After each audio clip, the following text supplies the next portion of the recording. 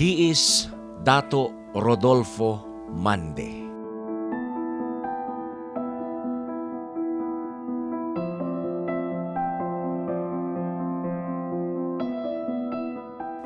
He is a Matigsalug tribal leader who advocates the restoration of dignity and honor of the indigenous peoples by means of education. After a short holistic development training in 1996, he went to remote Matigsalug villages in Davao City and Bukidnon province to teach an adult program in literacy. While teaching literacy on weekends, he studied at Rizal Memorial Colleges, pursuing an education degree. He finished school in 2005 through the help of Tribal Mission Foundation International Incorporated. With his love for his fellow tribesmen, he co-pioneered foundational learning for the indigenous children, a preparatory school program for Matigsalug children before going to elementary. After having gone all the necessary preparations and equipping himself become a respectable leader, he now holds different positions and conducts different activities which will help mold the good future of the Matigsalug tribe. He is the project in charge of carbon sink management project of the Awardee company.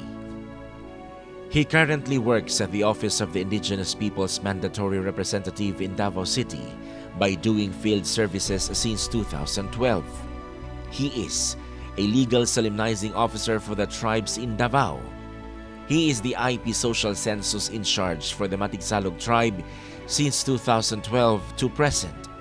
He is the key informant of the Matigsalug tribe with regards to IP education in Region 11 since 2014 till present. He is the tribal sports coordinator for the 5 IP tribes in Davao since 2014 till present. Rudy stands for his tribe.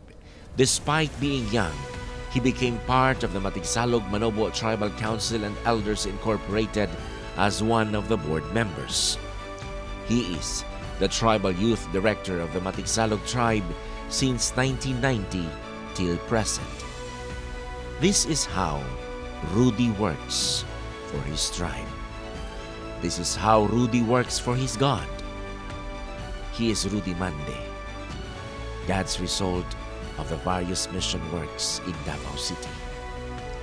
He is God's legacy for the tribal people well loved by God.